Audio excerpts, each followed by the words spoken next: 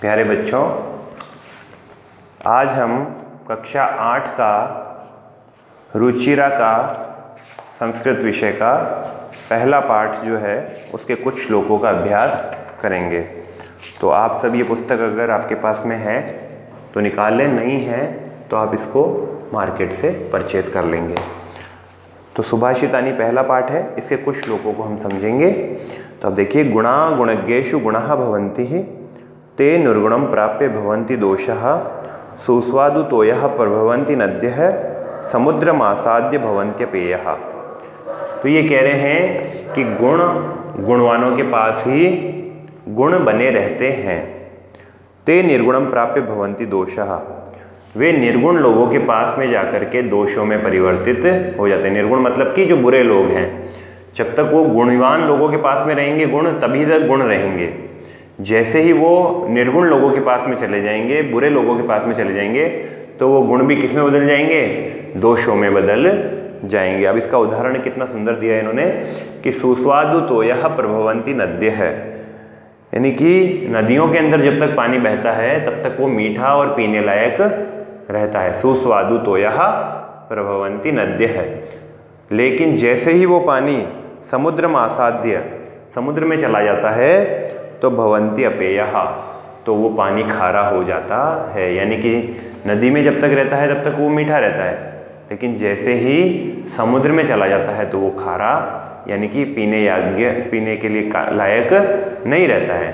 तो ऐसे ही जब तक गुणीजनों के पास रहते हैं जब तक तो वो गुण रहते हैं, लेकिन जब बुरे व्यक्तियों के पास में वो गुण चले जाते हैं तो वो गुण भी दोषों में परिवर्तित हो जाते हैं। तो आपको समझ में आ गया होगा।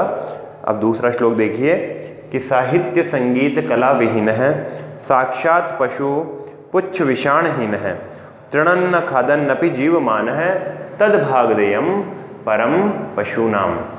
तो ये कह रहे हैं गुणा गुणज्ञेषु गुणा भवन्ति, साहित्य संगीत कला विहीन है। साहित्य संगीत का अर्थ है कि लिटरेचर, और जो है संगीत का अर्थ है जो हम गीत और संगीत यानी कि जो गायन होता है उसके बारे में है।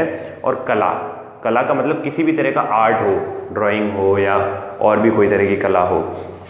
तो ये तीन क्षेत्र इन्होंने बताए, साहित्य, संगीत और कला। इन तीनों से रहित व्यक्ति जो होता है, साक्षात पशु, वो साक्षात पशु के समान होता है, यानी कि मानव के रूप में पशु के समान होता है। और कैसा पशु? पुच्छ विषाणहीन है, पूंछ और सींग से रहित पशु के समान होता है। यानी कि जिस व्यक्ति को ना तो साहित्य में रुचि है, साहित्य का मतलब हो गया लिटरेचर, है ना, किताबें पढ़ना या पढ़ाई का शौक जिसको नहीं होता है वो, और संगीत का मतलब है गायन और वादन से संबंधित हो गया ये, है ना, और कला का मतलब किसी भी तरह का आर्ट हो गया। ठीक है, सॉरी बेटा। तो ऐसा जो व्यक्ति होता है वो पशु के समान होता है। और कैसा पशु होता है? पूंछ और सींग से रहित पशु के समान होता है। तो तृणम न खादन अपि जीवमान। आगे ये क्या कह रहे हैं? ये कह रहे हैं कि तृणम न खादन, वो घास नहीं खाता है बस, लेकिन ये घास नहीं खाना, तद भाग देयम, ऐसा जो व्यक्ति होता है अगर घास भी खाने लगता तो ये किसका भाग्य है कि वो घास नहीं खाता है? परमम पशुनाम, पशुओं का ये भाग्य अच्छा है कि वो घास नहीं खाता है। अगर वो घास भी खाने लग जाता तो फिर बेचारे पशु क्या खाते। तो इस प्रकार से हमको साहित्य में, संगीत में और कला में रुचि होनी ही चाहिए, यानी पढ़ाई में, डांस में या कुछ बजाने में, है ना, वाद्य यंत्र बजाने में, या किसी तरह की भी कला हो, चित्रकला वगैरह है, तो उसमें आपकी रुचि होनी चाहिए। अगला श्लोक देखिए, लुब्धस्य नश्यति यशः पिशुनस्य मैत्री, नश्च क्रियस्य कुलम अर्थपरस्य धर्मः, विद्या फलं व्यसनिनः, कृपणस्य सौख्यम, राज्यम प्रमत्त सचिवस्य नराधिपस्य। तो लुब्धस्य नश्यति यशः, लोभी व्यक्ति का जो यश है वो नष्ट हो जाता है।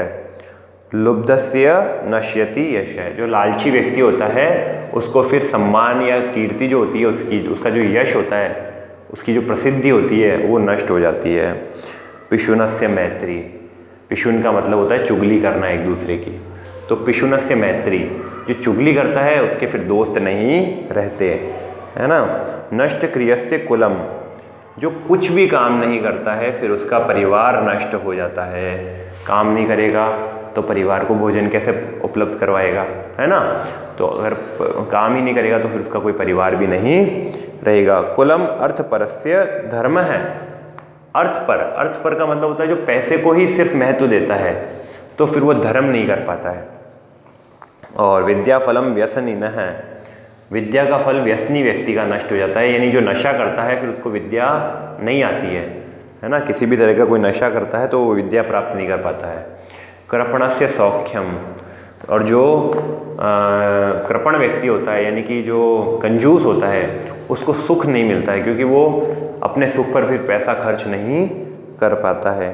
राज्यम प्रमत्त सचिवस्य, और ऐसा जो राजा है, जो जिसके जो काम करने वाले उसके मंत्री या जो उसके सचिव हैं वो लोग अगर प्रमत्त हों, आलसी हों या लापरवाह हों तो उसका फिर उस राजा का राज्य नष्ट हो जाता है। तो ये कुछ चीज़ें बताइए जो लोगों के दोष होते हैं, इन दोषों के कारण वो व्यक्ति नष्ट हो जाता है। तो आपको ये समझ में आ गए होंगे। आपको इनको एक दो बार सुन करके अच्छे से, और इसका जो काम है वो अपनी कॉपियों में कर लेना चाहिए। यानी कि आपको ये श्लोक लिखना चाहिए और इस श्लोक का अर्थ कॉपी में लिखना चाहिए। तो आज के वीडियो में इतना ही, धन्यवाद।